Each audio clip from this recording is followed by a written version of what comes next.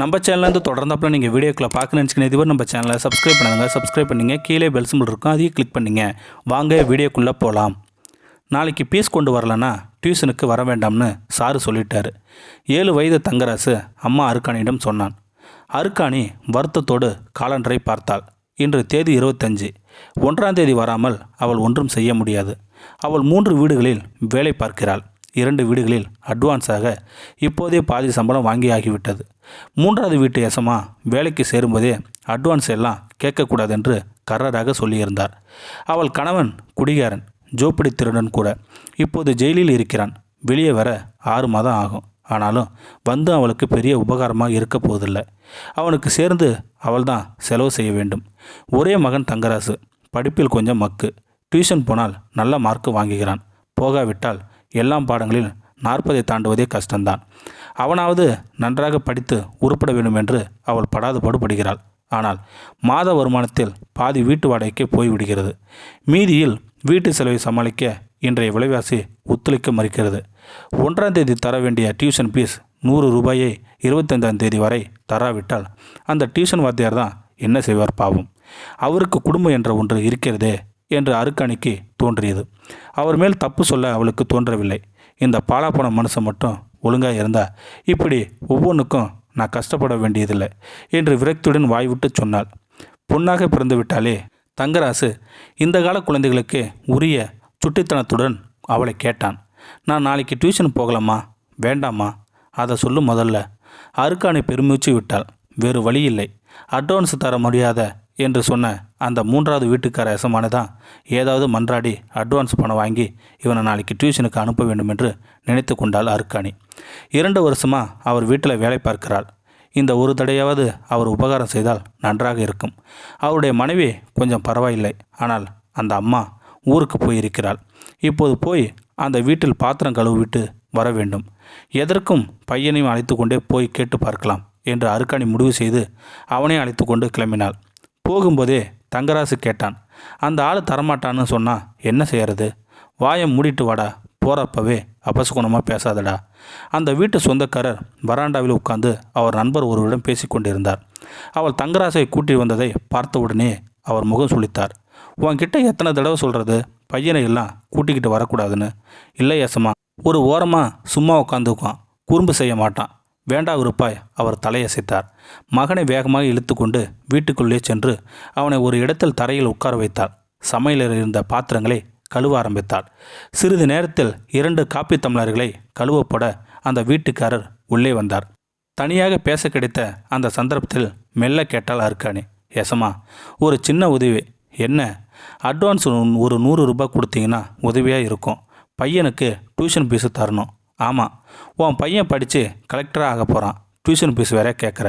நான் முதல்லையே உங்ககிட்ட சொல்லியிருக்கேன், அட்வான்ஸ் கடனை எல்லாம் என்கிட்ட கேட்கக்கூடாதுன்னு. அவர் நிற்காமலே சத்தமாக சொல்லிக்கொண்டே போய்விட்டார். அருக்காணிக்கு அவர் பேசியது வேதனையாக இருந்தது. பெரிய பங்களாவில் வசிக்கிற அந்த மனிதருக்கு மனம் இருந்திருக்காது என்று நினைத்து கொண்டாள். ஆனாலும் அவரிடம் ஒன்றும் சொல்லாமல் பாத்திரம் கழுவி முடித்தாள். மகனை அழைத்து கொண்டு அவரிடம் சொல்லிவிட்டு கிளம்பினாள். போகிற வழியில் அவர் கண்களை துடைத்து கொண்டே போது தங்கராசு கேட்டான். அலறியாமா? இல்லடா, கண்ணில் தூசி. நீ எதுக்கும் கவலைப்படுற? இதை பாத்தியா என்ற தங்கராசு 100 ரூபாய் தாளை ஒன்றை அவரிடம் காண்பித்தான். அருக்காணி திகைப்புடன் அந்த பணத்தை வாங்கி கொண்டு கேட்டாள். இது எங்கடா கிடச்சிது? அந்த வீட்டில் கீழே கிடந்தது. அந்த ஆளுக்கு தெரியாமல் அதை எடுத்து ஜோப்பில் போட்டுக்கிட்டேன். அருக்காணி அந்த இடத்திலே மகனை முதுகில் மாறி மாறி அடித்தாள். இது என்னடா திருட்டு பழக்கம்? எப்போ இருந்து ஆரம்பிச்சது? அப்பம் புத்தி அப்படியே வந்துருச்சு உனக்கு. ஏழையாக இருந்தாலும் கௌரவமாக பழைக்கணும்னு தாண்டா இவ்வளோ கஷ்டப்படுறேன். என்ன காரியம் செஞ்சுருக்க? அப்படியே திரும்பி மகனை தரவென்று இழுத்து வந்து அந்த வீட்டுக்கு சென்றாள். இன்னமும் அந்த வீட்டுக்காரர் அந்த நண்பரிடம் பேசி கொண்டு தான் இருந்தார். அவளை பார்த்தவுடன் எரிச்சலுடன் கேட்டார், என்ன என்று. என் மகன் தெரியாதனமாக தப்பு செய்துட்டான் ஏசமா. கீழே விழுந்து கிடந்ததாம்மா இந்த 100 ரூபாய். அதை எடுத்து வச்சுக்கிட்டான். அவள் அந்த 100 ரூபாயை அவரிடம் நீட்டினாள். அவள் தங்கராசவை சுட்டெரிக்கிற மாதிரி பார்த்து கொண்டே 100 ரூபாய் தாளை வாங்கினார். உன் புருஷன் பிக் பாக்கெட்டு, அதனால் வேலையில் சேர்த்துக்க வேண்டாம்னு அன்னைக்கே பல பேர் சொன்னாங்க. இன்றைக்கி உன் பையனும் அதையே செய்திருக்கான். வார்த்தைகளால் சுட்டெரிக்க துடித்து போனாள் அருக்காணி. அதுவும் முன்பின் தெரியாத ஒரு மனிதர் முன் இப்படி அவமானப்படுத்துகிறாரே என்று அழுகை வந்தது. என்ன யசமா, குழந்தை ஏதோ தெரியாதனமாக செய்ததை இப்படி சொல்கிறீங்க? அதான் அவனுக்கு புத்தி சொல்லி நான் திருப்பி கொடுத்துட்டேன்ல. அவர் தன் நண்பர் முன்னிலையில் அவர் அப்படி கேட்டதே கௌரவக்குறைவாக நினைத்தார். கோபத்துடன் சொன்னார், நீயே கொண்டு வந்திருக்கலனா நாளைக்கு உன் வீட்டுக்கு போலீஸ் வந்திருக்கும். திருட்டுத்தனம் செய்யலாமா? நான் அதை சொல்லிக்கூடாதாம்மா. இப்படிப்பட்ட ஆள் வேலைக்கு வேண்டாம். நாளையிலிருந்து நீ வேலைக்கு வராத. அருக்காணி கூடி குறுகி போய் நின்றாள். என்ன மனிதர் இவர்! ஆனால் ஒரு வீடு இல்லை என்றால் வேலைக்கு 1000 வீடு என்று எண்ணியவளாக சொன்னாள். சரி யசமா, நாளையிலிருந்து நான் வேலைக்கு வரல.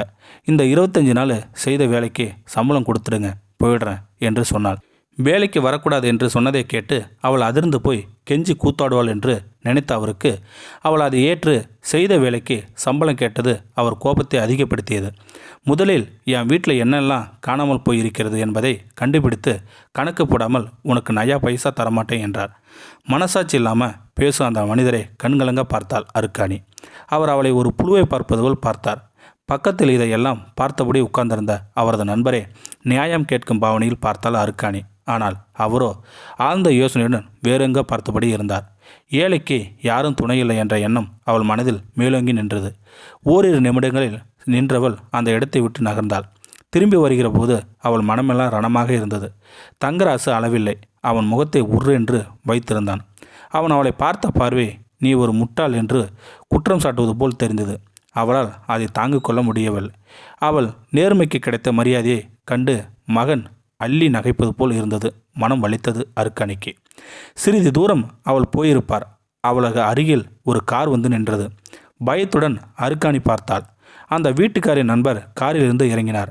அவரை பார்க்கவே அவளுக்கு அவமானமாக இருந்தது. தலை குனிந்து நின்றாள். அவர் ஒன்றும் சொல்லாமல் தன் விசிட்டிங் கார்டை நீட்டினார். பக்கத்து ரோட்டில் புதிய டிபார்ட்மெண்ட் ஸ்டோர் ஒன்று வந்திருக்கு இல்லையா, அது என்னோடது தான்.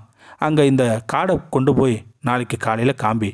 உனக்கு நல்ல சம்பளத்தில் தகுந்த வேலை போட்டு கொடுப்பாங்க, நான் சொல்லி வைக்கிறேன் என்று சொன்னார். அவளால் தன் காதுகளை நம்ப முடியவில்லை. அந்த கார்டை வாங்கியபடி அவரை திகைப்புடன் பார்த்தாள். அந்த டிபார்ட்மெண்ட் ஸ்டோரு 3 மாடி கட்டிடம். 500 பேருக்கு மேலே வேலை செய்கிறார்கள். நல்ல சம்பளம். அந்த வழியாக போகும்போதெல்லாம் அன்னார்ந்து பார்த்திருக்கிறாள். அதிலெல்லாம் ஒரு வேலை கிடைக்கும் என்று அவள் கனவிலும் நினைத்ததில்லை. அவர் அவளை பார்த்து கனிவாக சொன்னார், நியாயமான ஆட்கள் வேலைக்கு கிடைக்கிறது இந்த காலத்தில் ரொம்ப கஷ்டமா? ஒரு நல்ல ஆளை கண்டுபிடிக்கிறது 10 பேரை வேலைக்கு சேர்க்க வேண்டியிருக்கு. பல ஊர்களில் தொழில் செய்கிற என்னோட அனுபவம் இது. பணத்தேவை இருக்கிறப்பவும் எடுத்தது மகன்னு பார்க்காமல் அந்த பணத்தோடு திரும்பி வந்த பாரு. உன்ன மாதிரி ஒரு நாணயமான வேலையால் கிடைக்கணும்னா 1000ல் ஒருத்தரை தேடுறது கூட கஷ்டம். நாளைக்கு கண்டிப்பாக வா. சொன்னவர் சட்டப்பையிலிருந்து ஒரு சில 100 ரூபாய்கள் எடுத்து அவர் கையில் திணித்தார். ஏதோ அவசர தேவைன்னு சொன்னியே, அதுக்கு வச்சுக்க.